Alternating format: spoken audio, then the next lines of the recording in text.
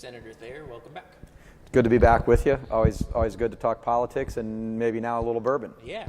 So I'm excited. I'm obviously a bourbon connoisseur. We've been sipping on some Jephthah Creed today, but want to talk about your bourbon brand. Tell me about Kentucky Senator, about how the brand came about, and where we're going here in the future.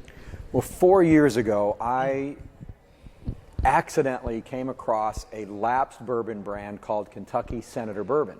It was started by the Krigler and Krigler Distillery in Covington, and then it made its way into the family of brands at Double Springs Distillers in Bardstown. So my lawyer and good friend Andre Regard and I went into business together and formed Kentucky Senator Spirits. We applied for the trademark through the U.S. Patent Office, and we own the trademark for Kentucky Senator Spirits and Kentucky Senator Bourbon. And we did a private placement where we raised money from investors, and we are what is known as an NDP, a non-distiller producer, where we buy already aged Kentucky straight bourbon whiskey, put it in our bottle, and market it under our brand. And the unique selling proposition is that each release will be named after a U.S. Senator from Kentucky. So we got really lucky last year and found some 15-year-old Kentucky straight bourbon whiskey that was available on the secondary market, which we purchased and bottled in February at Bluegrass Distillers in Lexington. And we named the first release after Alban Barkley of Paducah, who was United States Senator, minority leader and majority leader, and vice president under Harry S. Truman, and certainly one of the great individuals who have represented Kentucky in the United States Senator. And I know he was a partisan Democrat who was against alcohol and against gambling, and I'm a Republican who's pro-horse racing and pro-bourbon. I just wanted to show that I can be a little cheeky. Well, there you go. And we bottled it up, 1,300 bottles, and it sold out just like that. I've been looking. I've not been able to find a bottle. So hopefully on the second iteration I'll be able to. And I'm not going to ask you to share company secrets here, but NDPs are really interesting. You're seeing the bourbon economy here in Kentucky sort of flourish with companies just like yours that find extra barrels of bourbon that people have in warehouses that maybe they've forgotten about, buy up that product, you start a bourbon brand, and you push it onto the market through that way. And I think what you're finding is that the taxing through these things is pretty severe. We pay a lot of tax. We pay a lot of tax. Luckily, my business partner is a lawyer, and so there's a lot of tax and a lot of paperwork to be in the bourbon business. And I handle the marketing and the branding, and Andre, he handles the legal side and the compliance side, and then we do everything else together. We're two guys who have other things that we do that this is something we do kind of as a side hustle, but we're trying to build the brand, and I've got a little bit of a scoop for you. We have purchased some 6-year-old Kentucky straight bourbon whiskey. We just got our label approved from the TTB, the Tobacco and Trade Board. They have to approve every label. Again, another level of government bureaucracy. And red tape. Red tape, lots of red tape. And we're going to bottle it up here in the next couple of weeks, and it'll be hitting the stores the end of June, the 1st of July. It's a 6-year-old bourbon, so our second release will be named after a U.S. Senate one-termer because 6-year terms. 6-year terms. So we chose William J. DeBow, who was the first Republican to represent Kentucky in the United States Senate.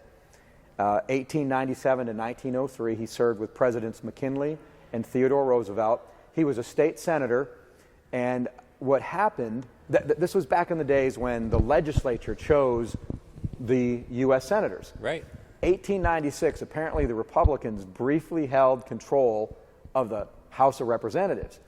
The Democrats, as they often did, were fighting over two different candidates. Governor Taylor ended up calling a special session because they couldn't agree in the regular session. So he called a special session of the legislature, and DeBow was able to put together enough votes with the Republicans who controlled the House and disaffected Democrats who didn't like the two choices they had, and DeBow became a one-termer. A one-termer. Now, 6 years later, the Democrats Sure. got control of the House here in Kentucky, and he was out after one term. But he was a doctor and a lawyer, went to med school at U of L.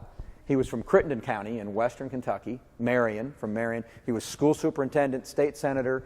He was Republican Party of Kentucky chairman and was a RNC delegate in 1912, so that would have made him a Taft delegate when Taft was running for re-election, and actually finished third to Woodrow Wilson and Theodore Roosevelt, who ran as a third-party candidate on the Bull Moose ticket. Yeah. So lots of good history there. He was also around during the whole Goebel years when Goebel was assassinated. Say this was like 1900. Was it Goebel? Yeah, so some good. Every bourbon needs a good story. Absolutely. I mean, Goebel's the only sitting, and if we can use that term, sitting governor assassinated while in office in the United States. That's right. And apparently, the shot was fired from Senator DeBow's business partner's office in Frankfurt. And DeBow and his business partner were in New York when the assassination took place, and he was never implicated. Yeah, it wasn't that convenient. But like every bourbon needs a good story, and we like to say that we're serving up great Kentucky bourbon with a side of Kentucky history. I like that. So how many bottles in this batch? Well, this will be the first time we have a single barrel. Liquor Barn, Party Mart, and Depps, which control 23 liquor stores in Kentucky. They're doing a single barrel pick, so they'll do a store pick that'll be available. Liquor Barn, Party Mart, and Depps. And then we're going to do 5 more barrels as a small batch. So based on barrel yield, and you never know until you crack open the barrels, but based on barrel yield, a 6-year-old bourbon, we think we're going to get around 1,300 bottles, the same as our first release. And we purchased enough of this 6-year-old bourbon that this time next year we're going to be preparing for a 7-year-old release, and 2 years from now for an 8-year-old release. Our bourbon it's aging down at Bardstown Bourbon Company. In the meantime, we'll search for other aged bourbon and hopefully be able to do some more releases. Yeah, and so what you're talking about on yield, barrels are about, 53 gallons? 53 gallons, and then each year you lose about 10% to absorption into the wood and evaporation, which we call the angel share. But based on that, we think we're going to get about 203 bottles per barrel. The bourbon is 121 proof, but we're going to proof it down to 107. That's the traditional barrel proof that you see for Weller Antique. Sure. The Van Winkles. Van Winkle 10 and 15. Baker's 7. So our first bourbon came to us at 107. So we're going to go ahead and proof this down to 107. That'll get us about 220, we hope, bottles per barrel. Are you trying to find the same flavor profiles, or are they different profiles? There'll be different flavor profiles. Because we're sourcing aged bourbon, and beggars can't be choosers, and it's really, really hard to find aged Kentucky bourbon. And we can't buy bourbon from Midwest grain producers in Indiana, because I voted for a law a couple of years ago that says if your label says Kentucky, you have to use Kentucky bourbon, which is great. So a lot of startups like Boone County and New Riff when it was OKI and Joseph P. Magnus and Old Scout, they use that great MGP juice, which is just across the Ohio River in Lawrenceburg, Indiana. And it's great juice, and I envy those guys, but we can't buy MGP juice, which is fine.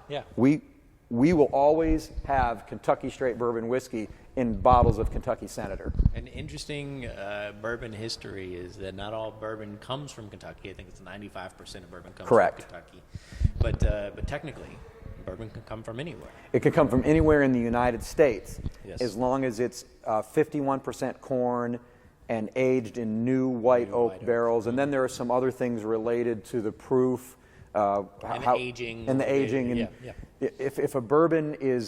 If a Kentucky bourbon is less than 4 years old, you have to put the aging statement on there. Now, we're always going to put our aging statement on there because I believe in transparency and letting consumers know how old our bourbon is. So this, our first bourbon, the 15-year, the retail price was $199 a bottle. The MSRP on our second release will be a little less, $109 a bottle. Okay, so following that trend of 15-year versus a 6-year-old. Right. And, Right. etc. Right. Well, great. I look forward to sampling some of that in the near future. And Senator Thayer, thank you again so much for your time. Great. Thanks for letting me talk about my little side hustle here, Kentucky Senator Bourbon. Yeah. Well, we get to talk about my side hustle here at Kentucky Fried Politics. That's right. Welcome back to the scene.